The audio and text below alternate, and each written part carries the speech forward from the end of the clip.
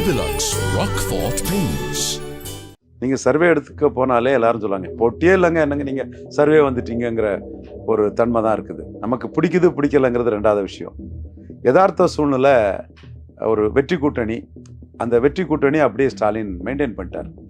கலைஞர்னா அதை கொட்டி கவுத்திருப்பார், கோட்டை விட்டுருப்பார், திருமாவளவன்ட்ட மோதி இருப்பார், ஏதாவது காங்கிரஸ்கிட்ட மோத மாட்டார், திருமாவளவன்ட்ட மோதி இருப்பார், வைகோட்டை ஏதாவது அரசியல் பண்ணி இது பண்ணியிருப்பார், கம்யூனிஸ்டுகளை பற்றி எங்கேயாவது பேசியிருப்பார்.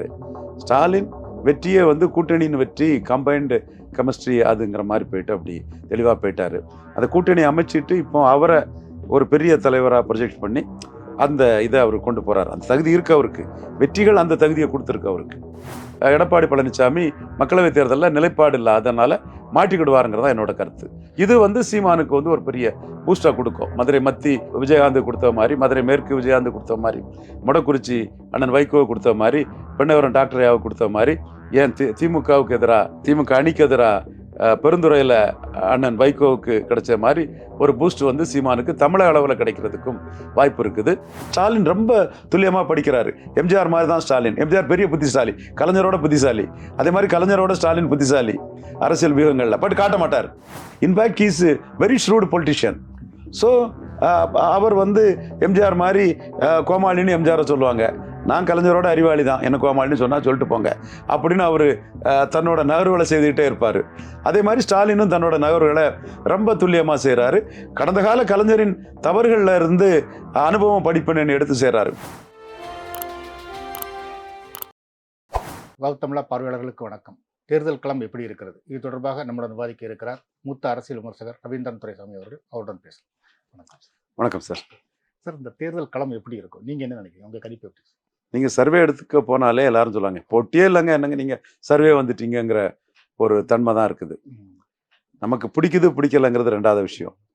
யதார்த்த சூழ்நிலை ஒரு வெற்றி கூட்டணி, அந்த வெற்றி கூட்டணி அப்படியே ஸ்டாலின் மெயின்டைன் பண்ணிட்டார். கலைஞர்னா அதை கொட்டி கவுத்திருப்பார், கோட்டை விட்டுருப்பார், திருமாவளவன்ட்ட மோதி இருப்பார், ஏதாவது காங்கிரஸ்கிட்ட மோத மாட்டார், திருமாவளவன்ட்ட மோதி இருப்பார், வைகோட்டை ஏதாவது அரசியல் பண்ணி இது பண்ணியிருப்பார், கம்யூனிஸ்டுகளை பற்றி எங்கேயாவது பேசியிருப்பார். ஸ்டாலின் வெற்றியே கூட்டணியின் வெற்றி, கம்பைன்டு கெமிஸ்ட்ரி அதுங்கிற மாதிரி போயிட்டு அப்படி தெளிவாக போயிட்டார். அந்த கூட்டணி அமைச்சிட்டு இப்போ அவரை ஒரு பெரிய தலைவராக ப்ரொஜெக்ட் பண்ணி அந்த இதை அவர் கொண்டு போகிறார். அந்த தகுதி இருக்கு அவருக்கு, வெற்றிகள் அந்த தகுதியை கொடுத்துருக்கு அவருக்கு. திமுக அணி இன்டாக்டாக இருக்குது. கமல்ஹாசன் அந்த அணியில் சேர்ந்துருக்கிறாரு. அதிகார பலம் இருக்குது. அதிகார பலம் ரொம்ப முக்கியமான ஒன்று. அதிகார பலத்தை வச்சு தான் ஜெயலலிதா அம்மையார் 144 போட்டு 200 ரூபா கொடுத்து 37 இடங்களை ஜெயித்தாங்க.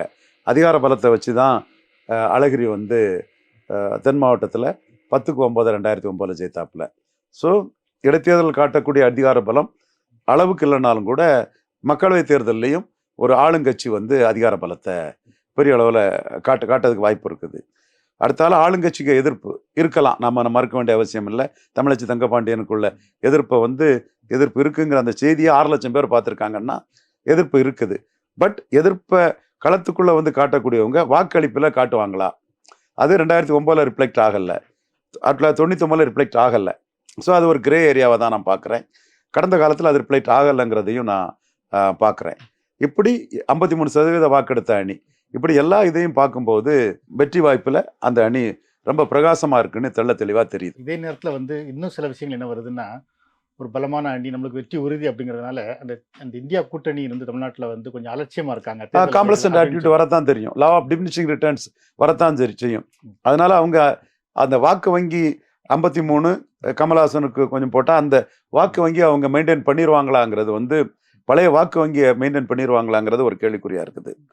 அதே வேளையில் பழைய டிஃபரன்ஸ் 23 தான், அதை விட டிஃபரன்ஸ் அதிகம் வர வாய்ப்பு இருக்குது. ஏன்னா பழைய டிஃபரன்ஸ் மோடி பிரதமர், இபிஎஸ், ஓபிஎஸ், ராமதாஸ், இப்போ ஓபிஎஸ், தேமுதிக, பாஜக, மோடி பிரதமர் தனியாக போயிட்டாங்க. மீதி நிற்கிறவங்க பழைய ஓட்டை மெயின்டைன் பண்ணிடுவாங்களாங்கிறது கேள்விக்குறி தான். கண்டிப்பாக அதுக்குள்ள வாய்ப்புகள் குறைவு.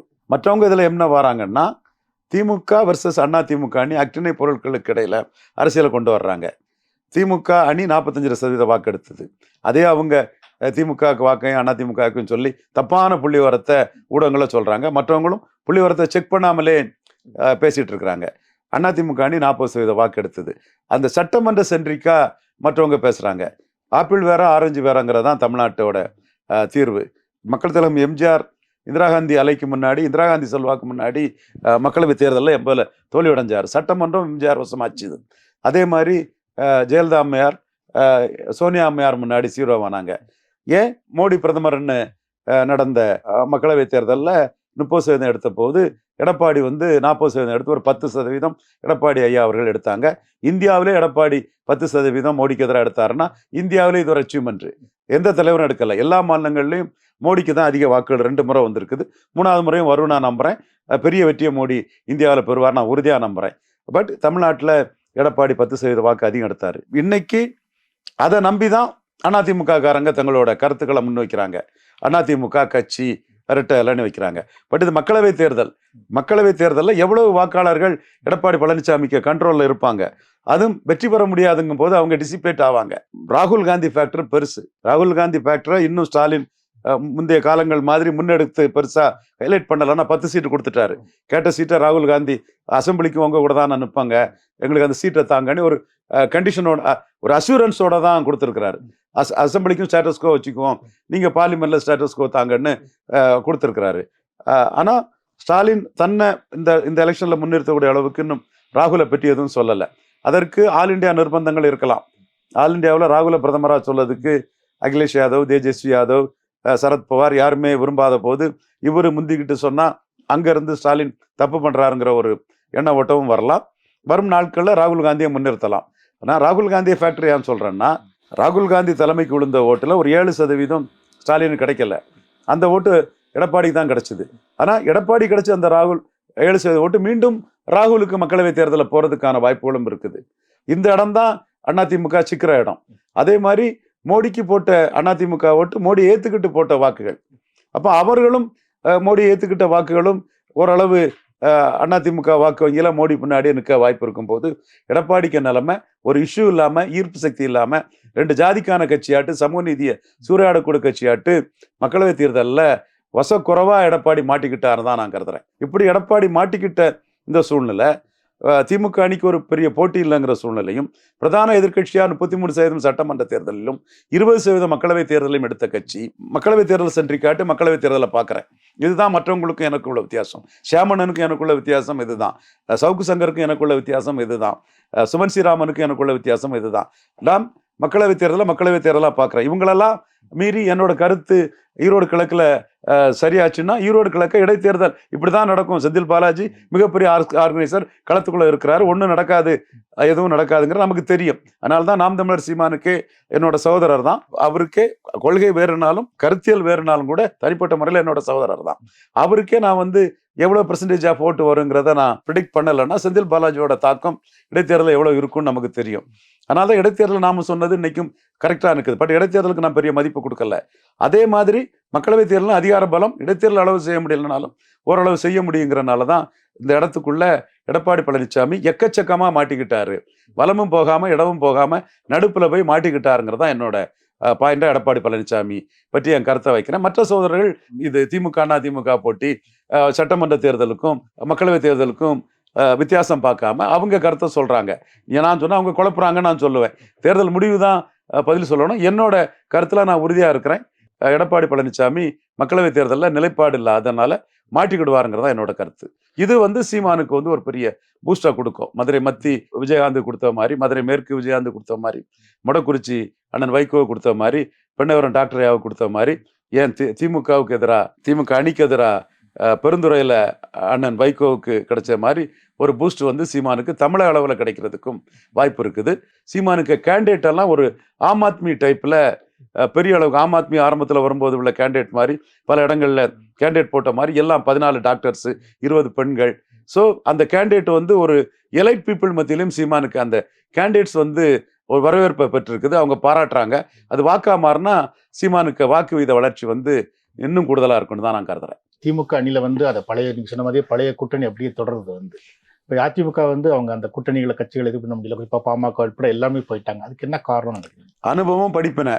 ஸ்டாலின் அப்படி காத்து குடிச்ச மாதிரி குடிச்சு கலைஞர் பண்ணக்கூடிய தப்பெல்லாம் கண்டுபிடிச்சி கலைஞர் எப்படி 2001 கோட்டை விட்டாரு, 2011 கோட்டை விட்டாருன்னு ஸ்டாலின் அப்படியே கண்டுபிடிக்கிறாரு. திமுக அமைச்சர் நெஹ்ரு போன்றவங்களும் இந்த மாதிரி பொலிட்டிக்கல் நாலேஜி ஹெவியாக இருக்குது. நெஹ்ரு வந்து பொலிட்டிக்கல் நாலேஜி ரொம்ப ஹெவியாக உள்ள ஒரு திமுக அமைச்சராக இருக்கிறாரு. பழைய ஜனதா, அந்த எமர்ஜென்சி, அதெல்லாம் விஷயம் தெரியுது. கட்சிகள் எப்படி போயிருக்குது, என்ன பின்னடைவில் கலைஞர் பலகீனம் அடைஞ்சு வர முடியலைங்கிறலாம் அந்த அனுபவம் பாடம்னு படிக்கிறாங்க. ஸ்டாலின் ரொம்ப துல்லியமாக படிக்கிறாரு. எம்ஜிஆர் மாதிரி தான் ஸ்டாலின். எம்ஜிஆர் பெரிய புத்திசாலி, கலைஞரோட புத்திசாலி. அதே மாதிரி கலைஞரோட ஸ்டாலின் புத்திசாலி அரசியல் வியூகங்கள்ல. பட் காட்ட மாட்டார், ரொம்ப சாதாரணமானவனாட்டு காட்டிக்கிறது. நீங்க அவரை தேவையில்லாத சில விமர்சனங்கள் ஸ்டாலினை பண்றாங்க. நியாயமான விமர்சனங்கள் ஸ்டாலினை பற்றி வைக்கும்போது நான் வரவேற்கிறேன். இப்போ கில்லிங் இன் சைலன்ஸ் சீமான பண்றாருன்னா நான் ஸ்டாலின் கில்லிங் இன் சைலன்ஸ் சீமான பண்றாரு. சீமானை பற்றி பேசுனா பறையர் கிறிஸ்தவ முஸ்லீம் மத்தியில் சீமானுக்கு ஆதரவு பெறுவன்னு ஸ்டாலின் அதை சொல்லலைங்கிறதே நான் சொல்றேன். அதே வேளையில் சில குதர்க்கமா தனிப்பட்ட சில விமர்சனங்கள் ஸ்டாலின் மேல வைக்கிறது எனக்கு உடன்பாடு கிடையாது. பட் அத்தகைய விமர்சனங்கள் கூட ஸ்டாலினுக்கு வந்து ஒரு கெயினாக தான் கொடுக்குது. In fact he's very shrewd politician. So அவர் வந்து எம்ஜிஆர் மாதிரி கோமாளின்னு எம்ஜிஆரை சொல்லுவாங்க. நான் கலைஞரோட அறிவாளி தான், என்ன கோமாளின்னு சொன்னால் சொல்லிட்டு போங்க அப்படின்னு அவர் தன்னோட நகர்வுகளை செய்துக்கிட்டே இருப்பார். அதே மாதிரி ஸ்டாலினும் தன்னோட நகர்வுகளை ரொம்ப துல்லியமாக செய்கிறாரு. கடந்த கால கலைஞரின் தவறுகளில் இருந்து அனுபவம் படிப்பினை எடுத்து செய்கிறாரு. ஃபார் எக்ஸாம்பிள் 2001 கலைஞர் கோட்டை விட்டார். மத்திய அமைச்சர் பதவிக்காக ஆட்சியை கோட்டை விட்டார். 96 ஜெயலலிதா அம்மையாரை தோக்கடிச்சவர், மேலும் தோக்கடிச்சிருக்கலாம். அவர் மத்திய அரசு அதிகாரத்துக்காக கோட்டை விட்டு 2001 கோட்டை விட்டார். 2016 விஜயகாந்தை டீல் பண்ண விதத்தில் கோட்டை விட்டார். இப்போ கூட சீமான ஒரு விஷயத்தில் அரெஸ்ட் பண்ணியிருக்கலாம் ஸ்டாலின். யோசித்து பார்த்தாரு, அரெஸ்ட் பண்ணி அவரை இது அண்டர்கனைஸ் பண்ணதோட அவர் தெளிவாக பெரியார் ஒழிக இல்லை, பிரபாகரன் வாழ்கன்னா தனிச்சு தான் அவர் போவார். தனிச்சு போகக்கூடிய ஒருத்தரை நம்ம ஏன் எரிச்சல் படுத்தி இது பண்ணணும்? அவர் ஜம்பிங்கில் போகிறதோட தனிச்சு தான் போகிறாரு. Let him go alone. அவர் தனிச்சு போகிறதுல அதிக லாபம் ஸ்டாலினுக்கு தான். ஸ்டாலினுக்கும் நஷ்டம் வரலாம். நான் சொல்லக்கூடிய இந்த கிறிஸ்தவ முஸ்லீம் பறையர் வாக்கில் சீமானால இந்த முறை ஒரு நஷ்டம் வர்றதுக்கு ஒரு வாய்ப்புகள் இருக்குது, சாத்தியக்கூறுகள் இருக்குது. ஆனால் சீமான் வந்து 2 முறை எடப்பாடி பழனிசாமி தான் பலகீனப்படுத்தி இருக்கிறார். ஜெயலலிதா அம்மையார் இருக்கும்போது 1% எடுத்த சீமான் 7% வந்திருக்காருன்னா எடப்பாடி பழனிசாமி தவறுகளையும் ஈர்ப்பு சக்தியற்ற தன்மையிலும் சமூக நீதி சூறையாடி 2 ஜாதிக்கான கட்சி, சில ஜாதிகளுக்கு அங்கே பிரயோஜனம் இல்லைங்கிற ஒரு அரசியல் எடப்பாடி பழனிசாமி பண்றதுனால தான் சீமான் வளர்றார். அப்போ அவர் ஜம்ப் ஆகுறது அதிக பாதிப்பை கொடுக்கிறது. நேரடி எதிரி இல்லைனாலும் தூரத்தில் ஸ்டாலினுக்கு எதிரி எடப்பாடி பழனிசாமி தான், தூரத்தில், அதில் சந்தேகமே இல்லை. பட் கலைஞர் ஜெயலலிதா மாதிரி, எம்ஜிஆர் கலைஞர் மாதிரி ஸ்டாலினுக்கு இணையானவர் கிடையாது எடப்பாடி பழனிசாமி. ரொம்ப டிஸ்டன்ஸில் இருக்கிறாரு. இருக்கிறவங்களில் ஸ்டாலினுக்கு அடுத்தபடியாக நம்பர் 2ங்கிற பொசிஷனில் எடப்பாடி தான் இருக்கிறாரு. அப்போ அவரை சீமான் வீக்கன் பண்ணுறாருன்னா லெட் ஹிம் வீக்கன் ஹிம். அவரை நம்ம அரெஸ்ட் பண்ணி எடுத்து மண்டபத்தை இடித்து விஜயகாந்த் கிட்ட ஒரு வெறுப்பை கலைஞர் சம்பாதிச்ச மாதிரி ஸ்டாலின் சம்பாதிக்கிறதுக்கு இல்லை. காமா ஜாலியாக பொலிட்டிக்கல் மூவ்ஸ் எப்படி போகும்னு ஒரு செஸ்ல பிளே பண்ணுற மாதிரி நிதானமாக பிளே பண்ணுறாரு. இப்போ உள்ள ஸ்டாலினோட கூட்டங்கள்லாம் ரொம்ப நிதானமான ஒரு தன்மையில தான் இருக்குது. அவர் தர்மபுரியில் பேசும்போது கொங்கு வேளாளர்களுக்கு பிசி இது கொடுத்ததுங்கிறத பேசுகிறாரு. ஏன்னா எதிர்கட்சியாக இருக்கும்போது நாடார்களை பற்றி தவறான கருத்தை ஸ்டாலின் சொல்லும்போது நான் அன்னைக்கு ஸ்டாலினை வந்து எதிர்கட்சி தலைவர் ஸ்டாலின், இன்றைய முதல்வர், அவருக்கு எதிராக ஆணித்தரமாக என் கருத்தை சொன்னேன். இல்லைங்க, நாடார்களை பிசி ஆக்குனது காமராஜர் 64, கிறிஸ்தவ நாடார்களை பிசி ஆக்குனது மக்கள் தலைவர் எம்ஜிஆர். திராவிட இயக்கம்னா எம்ஜிஆரால கிறிஸ்தவ நாடார்கள் பலனடைந்தாங்கன்னு சொல்லலாம். கொங்கு வேளாளர்களை பிசி ஆக்குனது கலைஞர் தான். அந்த ஈரோடு, திருப்பூர் போன்ற இடங்கள்லாம் அப்பர் முதலியார் அவங்க ப்ரொஃபஷனில் மேலே இருக்கும்போது கலைஞர் 74 அவங்கள பிசி ஆக்கினால தான் இன்னைக்கு இந்த வளர்ச்சி கொங்கு வேளாளருக்கு கிடைச்சிருக்கு. கொங்கு வேளாளர் கலைஞருக்கு நன்றி கடன்பட்டவர்கள், நன்றி கூற கடமைப்பட்டவர்கள் கருத்துக்களை நானே சொல்லியிருக்கிறேன். அவர் தர்மபுரியில் ரொம்ப நுணுக்கமாக அந்த கொங்கு வேளாளர் வாக்கு தான் டிசைடர். அரூர், பாப்பிரெட்டிப்பட்டி வாக்கெல்லாம் டிசைடர். பழனியப்பன மாவட்ட செயலாளராக போட்டிருக்கிறாரு. செந்தில் பாலாஜியோட ஒர்க்கும் முன்னாடி இருந்தது, இப்போ நாட் இன் ஆக்ஷன் என்றாலும் கூட அவரோட ஆட்கள், அந்த நெட்வொர்க் எல்லாம் அவருக்கு வந்து கொங்கு வேளாளர் கம்யூனிட்டிக்குள்ள அந்த வாக்குகள் வந்து உதயசூரியன் கிடைச்சதுன்னா 19 டாக்டர் ராமதாஸை தோக்கடிச்ச மாதிரி 24 தோக்கடிச்சிட முடியும். ஸோ அந்த வாக்குகள் 14 ஜெயலலிதாவுக்கு பிரிஞ்ச மாதிரி எடப்பாடிக்கு பிரிஞ்சிடுச்சுன்னா சோமயாமணிக்கு ஒரு வெற்றியை கூட கொடுக்கலாம். ஸோ அந்த டில்ட்டிங் ஓட்டு, அந்த வாக்கு எந்த திசையில் பயணிக்கிறதுங்களா நுணுக்கமாக அதை புரிகிறார் ஸ்டாலின். ஸோ அந்த அடிப்படையில் கொங்கு வேளாளரை பிசியில் சேர்த்ததை வந்து தர்மபுரியில் பேசுகிறாருன்னா அந்த தொகுதிக்கான ஒரு இதையும் அவர் தெளிவாக செய்கிறாரு. அதே போல் காளிங்கராயன் அந்த இதெல்லாம் ஈரோட்டில் பேசுகிறாருன்னா அதுவும் வந்து அந்த மக்கள், விவசாய பெருங்குடி மக்கள் அது அப்பீல் ஆகுங்கிற அளவுக்கு அவரு அதை பண்ணுறாரு.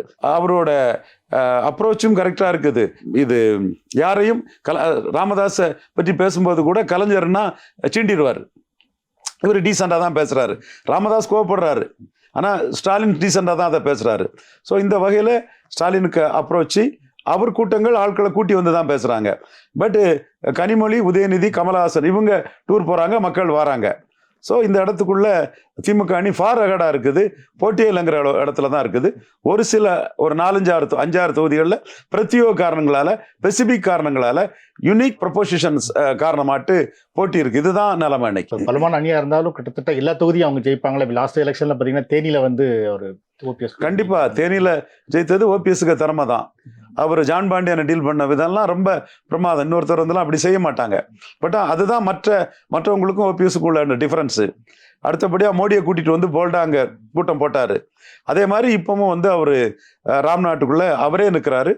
அவர் ஒரு ஃபைட்டிங் கேண்டிடேட் ஆட்டு ஒரு வின்னபிலிட்டி வரதுக்கு வாய்ப்புள்ள ஒரு கேண்டிடேட்டாக தான் அவர் அந்த தொகுதி இருக்குது. என்டிஏ உள்ள தொகுதிகளிலேயே நம்பர் 1 இடத்துக்குள்ள ராமநாதபுரம் வந்தாலும் ஆச்சரியப்படுறதுக்கு அளவுக்கு தான் என்டிஏல ஆர்டரில் நம்பர் 1ல ராமநாதபுரம் தொகுதி இருக்குது. அடுத்தபடியாக தர்மபுரி தொகுதி சௌமியா அன்புமணி, அதுவும் வின்னபிலிட்டி 2014 ஜெயித்தாங்க. எதிர்போட்டு பிரிஞ்சா ஜெயிப்பாங்க. நான் சொன்னேன் இல்லையா, ஏற்கனவே எக்ஸ்பிளைன் பண்ணல, how Vellala Gounders are going to vote. BC Vellala கவுண்டர்கள் எம்பிசி வன்னியர் எழுச்சியை எப்படி பார்க்க போறாங்கிறத வச்சுதான் இருக்கு. நான் ஓப்பனா பேசுறேன். எனக்கு அதுல எல்லாமே என் சகோதரர்கள் தான். அதுல நான் யாரையுமே வந்து இழிவுபடுத்தியோ குறைச்சியோ நான் பேச மாட்டேன். எந்த காலத்திலயும் எந்த ஜாதியை நான் குறைச்சி பேச மாட்டேன். இது ரெக்கார்டே பண்ணிக்கலாம் யார் வேணாலும். பட் யதார்த்த சூழ்நிலை என்ன இருக்கு, அவங்க இவங்களை என்ன சொல்லுவாங்க, இவங்க அவங்கள என்ன சொல்லுவாங்களா எனக்கு தெரியுங்கிறனால அந்த சமூக அரசியல் சூழ்நிலையை நான் புட்டு போட்டு உடைக்கிறேன், அவ்வளவுதான். ஸோ 2வது தர்மபுரி இருக்குது. கோயம்புத்தூர் போலீஸ் ஸ்டேஷன் வந்தா கோயம்புத்தூர் எமர்ஜ் ஆகி வரலாம். அது மோடி எதிர்பார்க்கிறாரு. 98-99 மாதிரி. ஏசி சண்முகம் பவர்ஃபுல்லா இருக்கிறாரு. டிடிவி தினகரன் பவர்ஃபுல்லா இருக்காரு. இந்த மாதிரிப்பட்ட லெவலில் தான் தொகுதிகள் இருக்கு. பாரிவேந்தரும் வெற்றி பெற்ற தொகுதி, மீண்டும் வெற்றி பெறதுக்கு அவரும் முயற்சி பண்றாருங்க லெவல்ல தான் ஒரு சில தொகுதிகள் பாஜக அணிக்கு வந்து வரலாம். அங்கே நான் வந்து ஆளுங்கட்சி அதிகார பலத்தை நான் குறைச்சி மதிப்பிடலை. ஆளுங்கட்சி மிகப்பெரிய அதிகார பலத்தோட இருக்குது. அந்த அதிகார பலத்தை மீறி தான் வெற்றி பெற முடியும். மொத்தத்தில் எப்படி இருக்குன்னு சார், போட்டி யாருக்கும் இருக்கும் நினைக்கிறீங்க? திமுக அதிமுகவுக்குமா? திமுகவுக்கு போட்டி இல்லை. அதிமுகவை சில இடங்கள்ல பாஜக முந்தலாம். போட்டி இல்லாத ஒரு சூழ்நிலையில நாம் தமிழருக்கும் வாக்கு வங்கி உயரலாம். ஒரு ஃபேண்டசியா கூட வாக்கு வங்கி உயரலாம். நாம் தமிழருக்கு டாக்டர் கேண்டிடேட்ஸ் எல்லாம் மக்கள் வந்து ஒரு ஃபேண்டசியா பார்க்குறான். அது மட்டுமல்ல, ஒரு அரவிந்த் கெஜ்ரிவால் பாணி கேண்டிடேட்டை சீமான் போட்டிருக்கதாட்டு நாம் தமிழர் பற்றிய மக்கள் பார்வையே வந்து வேற மாதிரி மாறுது. ஸோ இந்த இடத்துக்குள்ள திமுக அணி தெளிவாக நம்பர் 1 இருப்பாங்க.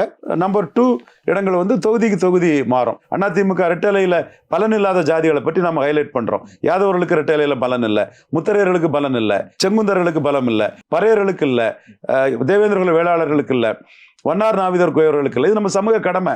பெரியார் என்ன செய்தாரோ அதை நாம ஆணித்தரமா செய்யறோம். அதே வேளையில வன்னியருக்கும் கொங்கு வேளாளர்களுக்கும் எடப்பாடி பழனிசாமி உறுதியானவர்.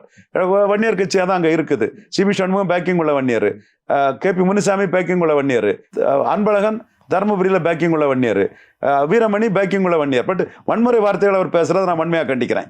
ஏசி சண்முகத்துக்கு எதிரான வன்முறையான வார்த்தைகள் பேசுறது ஜனநாயகத்தில் அதுக்கு இடம் இல்லை. மனிதநீதிக்கு மனிதங்கிற அடிப்படையில் தான் ஜனநாயகத்தில் ஜனநாயக நெறிமுறைப்படி தான் பேசணும். ஏசி சண்முகம் தொகுதிக்குள்ள வர முடியாதுங்கிற வார்த்தை வந்து ஓவர். அது யார் பேசினாலும் நான் கண்டிப்பேன். இந்த இடத்துக்குள்ள வீரமணிக்கு நமக்கு எந்த பெரிய பிரச்சனையும் இல்லைங்கும் போது நம்ம அதை லைட்டாக அதை சொல்லிட்டு விடுறோம். ஸோ நாம வந்து இந்த சமூக அரசியல் சூழ்நிலையை வெளிப்படையாக கண்ணாடி மாதிரி பிரதிபலிக்கிறோம். ஜெயலலிதா உயிரோடி இருக்கும்போது இவங்கெல்லாம் பொம்மைகளாட்டு அடிமைகளாட்டு எப்போ வேணாலும் மாற்றி தூக்கி போடலாம், ஒரு டெம்பரரினஸ் அங்கே இருக்கும். அப்போ யார் வேணாலும் எப்படி வேணாலும் மாற்றி போடுவாங்க ஜெயலலிதான்னு இருந்த சூழ்நிலை. இப்போ இவங்கெல்லாம் வெரி பவர்ஃபுல்லாக இருந்து நாங்கள் தான் இந்த ஊரில் அதிமுக, விழுப்புரத்தில் அதிமுகனா சிவி சண்முகம் தான், கிருஷ்ணகிரியில் அதிமுகனா கேபி முனுசாமி தான், தருமபுரியில் அதிமுகனா அன்பழகன் தான், அதிமுகனா ராணிப்பேட்டை ஜோலார்பேட்டை இந்த பகுதிகளில் அதிமுகனா வீரமணி தான். ஸோ திருப்பத்தூர் இந்த பகுதியில் வீரமணி தான் அதிமுகன்னு இருக்கும் போது இந்த டிரான்ஸ்மிஷன் நடந்திருக்குது. ஜெயலலிதா இருக்கும்போது இவங்க எப்படி இருந்தாங்கிறதும், இந்த கட்சியில சமூக அரசியல் சூழ்நிலையில இவங்க எப்படி இருந்தாங்கிறதுக்கும் இன்னைக்கும் பெரிய மாற்றங்கள் உருவாயிருக்குது. இதை அருந்ததியர் மக்கள் தெளிவா புரியுறாங்க, பறையர் சமூக மக்கள் தெளிவா புரியுறாங்க, செங்குந்தர்கள் புரியுறாங்க, கொங்கு நாடார்கள் புரியுறாங்க. அப்போ அதை நாம ஹைலைட் பண்றோம். மற்றவங்க பிரிசனரா பாஸ்டா இருந்துகிட்டு கடந்த காலத்தின் கைதிகளா இருந்துகிட்டு பழைய பஞ்சாங்கத்தையே பேசிட்டு இருக்கிறாங்க. இப்போ இன்னைக்கு everybody want their share of power. Social media பெரிய அவேர்னஸை கொடுத்துருக்குது. எங்க டீமோட உழைப்பு பெரிய அவேர்னஸை கொடுத்துட்டு இருக்குது. ஸோ இந்த இடத்துக்குள்ள நாம வந்து 100% கம்யூனிட்டிஸுக்காக நம்ம களத்துக்குள்ள நிற்கிறோம், பேசுறோம். அதை சீமான் முன்னெடுத்துட்டா சீமான் முன்னெடுக்கிறாருங்கிறத நாம பாராட்டிட்டு போறோம். அண்ணாமலை முன்னெடுத்தா அண்ணாமலை முன்னெடுக்கிறாருங்கிறத நாம பாராட்டிட்டு போறோம். இது நாம வந்து தமிழக அரசியல் களத்துக்குள்ள சமூக நீதிக்காக நாம இதை பேசுறோமே தவிர, மற்றபடி எலெக்ஷன் ரிசல்ட்டுங்கிறதெல்லாம் கடந்த கால ரிசல்ட், இன்னைக்கு என்ன நடக்குதுங்கிறத வச்சு நாம சொல்றது 10 கட்டு கரெக்டா வரணுங்கிற அடிப்படையில சொல்றோம். அது 10 கட்டு கரெக்டா வந்துட்டு இருக்கு. குறிப்பா வந்து சீமான் ஓட்டு வங்கி கூடும், குறிப்பா கிறிஸ்டியன்ஸ் பறையர்கள்லாம் போடுவாங்கன்னு சொன்னீங்க. எதன் அடிப்படையில் அப்படி சொல்றீங்க? Law of diminishing returns. அதாவது கிறிஸ்தவ முஸ்லிம்கள் வாக்குகள் வந்து சீமானுக்கு ஓட்டு போடாதீங்க, பிஜேபி வந்துடும்னு ஆன்டி பிஜேபி வந்து திமுக முன்னெடுத்து செய்யும் போது சீமான பிஜேபியின் பி டீம்ங்கிற குற்றச்சாட்டை சொன்னாங்க. இப்போ அது இல்லை, யாருக்கும் பி டீமாக இருக்க மாட்டாங்க. எல்லாரும் தங்களுக்கு என்ன கிடைக்குன்னு தான் பார்ப்பாங்க. எடப்பாடினாலும் சரி, சீமானாலும் சரி, புதுசாக வரக்கூடிய விஜய், அஜித் யார் வந்தாலும் சரி, யாருக்கு சூர்யா யார் வந்தாலும் யாருக்கும் பி டீமாக இருக்க மாட்டாங்க. ஒவ்வொருத்தரும் தங்களுக்கு என்ன கிடைக்கும், தங்க எந்த அளவுக்கு மேலே போக முடியும் அப்படிதான் வருவாங்க. மேலே போக முடியும்னு சீமான் மாதிரி இருக்கவங்க சிஎம் சேருக்கு முன்னாடி வேலுப்பிள்ளை பிரபாரம் படம் இருக்குன்னு நம்பிக்கையோட இருப்பாங்க. மற்றவங்க இடையிலே தங்களுக்கு கூட்டணின்னு என்ன லாபம்னு போவாங்க. இதுதான் நிலைமை. ஆனால் இப்போ வந்து சீமான் இந்த என்ஐஏ விசாரணை சிம்பிள் மேட்டரில் சீமான் பாஜகவுக்கும் கடுமையாக இருக்குது. இப்போ மோடியை வந்து டைரக்டாக சீமான் ஹிட் பண்ணுறாரு. மோடியை இந்த அளவுக்கு பர்சனலாக ஹிட் பண்ண வேற எந்த தலைவரும் இல்லை தமிழ்நாட்டுக்குள்ளே. ஸ்டாலின் இவர் சீமான் தான் அதை பண்ணுறாரு. இன்னும் ஸ்டாலின் அதுக்கு போட்டிக்கு போனோம், எடப்பாடி அந்த போட்டிக்கு போக மாட்டார். அப்போ இன்னைக்கு என்ன பொசிஷன்னா, பாஜக வெற்றி பெறுங்கிற ஒரு தொகுதிக்குள்ள சீமானுக்கு வந்து சிறுபான்மை கிறிஸ்தவ முஸ்லீம் ஓட்டுகள் வந்து பாஜகவை தோக்கடிக்க தான் போகும், திமுக காங்கிரஸ் அணிக்கு. சீமானுக்கு வராது. அந்த நெசிட்டி இல்லை ஒரு தொகுதியிலன்னு சொல்லும்போது கிறிஸ்தவ முஸ்லீம் வாக்கள் திமுக அணிக்கு முழுமையாக கன்சால்டேட் ஆகக்கூடியது. சீமான் தலித் கிறிஸ்தவர்கள் கல்லறை தோட்ட விஷயத்தில் சமத்துவம் இல்லைன்னு அறிக்கை கொடுக்குறாரு. வேற யாரும் எந்த தலைவரும் அதை பண்ணலை. முஸ்லீம் திரைக்கேதிகள் விடுதலைக்காக பேசுகிறாரு. முஸ்லீம் கிறிஸ்டின் பிரதிநிதித்துவத்தை கொடுக்குறாரு. ஒரு கிறிஸ்தவ மீனவரை கன்னியாகுமரியில் போட்டிருக்காரு, ஒரு கிறிஸ்தவரை ராமநாதபுரத்தில் போட்டிருக்காரு, ஹிமாயுனை தஞ்சாவூரில், அரக்கோணத்தில் ஒரு முஸ்லீம்னு அவங்களுக்குள்ள பொலிட்டிக்கல் ரெப்ரஸன்டேஷன் கொடுக்குறாரு. உங்கள் ஓட்டு இலவச ஓட்டு இல்லை, ஆர்எஸ்எஸ் காட்டி பிஜேபியை காட்டி உங்கள் ஓட்டை இலவசமாக, உங்களோட அச்சத்தை ஏற்படுத்தி இலவசமாக வாங்குறாங்க. நீங்கள் சாத்தானின் பிள்ளைகளாக இருக்காதீங்க, பல மற்ற இஷ்யூ பாருங்கன்னு ஒரு பிரச்சனைகளை அந்த மக்களுக்கு மத்தியில் கொண்டு போகும்போது அவங்க 13+5 18% வாக்காளர்கள் இருக்கதா சீமான் சொல்கிறாரு. இந்த வாக்காளர்கள் ஸ்டாலின் அணி தான் பாஜகவை கண்டிப்பாக தோக்கடிக்கும், ஸ்டாலின் அணிக்கு ஓட்டு போடலைன்னா பாஜக வந்துருங்கிற தொகுதி தாண்டி மற்ற தொகுதிகளில் ஒரு கணிசமான அளவு சீமானுக்கு இந்த கிறிஸ்தவ முஸ்லீம் வாக்குகள் போகிறதுக்கு வாய்ப்பு இருக்குது. ஏன்னா அந்த இஷ்யூவோட உங்கள் பிள்ளையார் நிற்கிறேன்ட்டு அவர் அங்கே போய் நிற்கிறாரு. அது அவங்களோட அந்த தன்மை. சீமானுக்கு நீங்கள் ஓட்டு போட்டால் சீமானை நீங்கள் எம்பவர் பண்ணால் சீமான் உங்களை கூடுதலாக எம்பவர் பண்ணுவார். இதுதான் அந்த கான்செப்டுக்குள்ளே வருது. கன்ஷிராம் யூபியில் பண்ணதான். நீங்கள் ஆண்ட பரம்பரை, நீங்கள் ரூலர்ஸ், இங்கே எதுக்கு முலாயம் சிங் யாதவுக்கு அச்சப்பட்டு ஓட்டு போடணும்? உங்கள் ஓட்டை எனக்கு போடுங்க, நான் உங்களை எம்பி ஆக்குறேன், எம்எல்ஏ ஆக்குறேன், கவுன்சிலர் ஆக்குறேன், மேயர் ஆக்குறேன், அமைச்சர் ஆக்குறேன்னு சொன்னார், செய்தும் காட்டினார் கன்ஷிராம். அப்போ வீரமான முஸ்லீம்ஸ் எனக்கு ஓட்டு போடுங்கிறதான் அதுக்கு இன்னொரு அர்த்தமாட்டம் அவர் பேசுவார். ரூலர்ஸ்னால் அதுதான் அவர் சொல்ல வர்றாரு. அந்த மாதிரி சீமான் வந்து கிறிஸ்தவ முஸ்லீம்கள் அச்சத்தில் ஓட்டு போடான்னா எனக்கு ஓட்டு போடுங்கிற அந்த ஒரு ஆயுதத்தை கையில் எடுக்கிறாரு. இது எந்த அளவுக்கு அந்த மக்கள் மத்தியில் தாக்கத்தை ஏற்படுத்துங்கிறத பார்க்கணும். தாக்கம் ஏற்படுத்துறதுக்கு வாய்ப்புகள் இருக்குன்னு கருதுறேன். அடுத்தால பாமகவுக்கு எதிரான பறையர் சமூக வாக்குகள் குறிப்பிடத்தக்க அளவு வந்து தருமபுரியில் சௌமியா அன்புமணிக்கு எதிராக போகிறதுக்கான வாய்ப்புகள் இருக்குது. ஏன்னா அங்கே வெற்றி பெற்றுவாங்களோங்கிற ஒரு அச்சம் அந்த வெற்றி பெறக்கூடாதுன்னு நினைக்கக்கூடிய வாக்காளர்ஸுக்கு வரும், ஓட்டர்ஸுக்கு வரும். அதே எண்ணம் வந்து மற்ற தொகுதிகளில் நிச்சயமாக வந்து பாமக வராது, பாமக நிற்காத தொகுதிகள்லையும் வராது.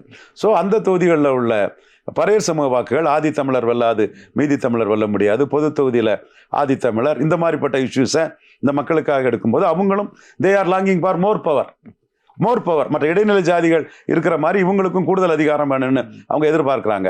அப்போ சீமானை தூக்கி விட்டு தான் இவங்க இந்த அதிகாரத்தை, கூடுதல் அதிகாரத்தை பெற முடியுங்கும் போது சீமானுக்கு இந்த மக்கள் மத்தியிலையும் ஒரு ஆதரவு வளையம் வந்து லா ஆஃப் டிமினிஷிங் ரிட்டர்ன்ஸுங்கிற அடிப்படையிலையும் பாமகவை ஒரு பெரிய அணியில் பாமக நிற்காதனால பாமகவை தோற்கடிக்க வேண்டிய நிர்பந்தம் அதிகமாக இல்லைங்கிற அடிப்படையிலையும் அவங்க அண்டர் த்ரெட்டில் இல்லாமல் ஃப்ரீயாக வாக்களிக்கும் போது சீமானுக்கு பறையர் சமூக மத்தியில் பெரிய அளவுக்கு வாக்கு கிடைக்க வாய்ப்பு இருக்குது. இந்த மாதிரி அவர் மைக்ரோவாக தான் நிறைய விஷயங்கள் பண்ண பட்டியல் வெளியேற்றத்தை தேவேந்திரகுல வேளாளர்கள் விரும்புகிறாங்க.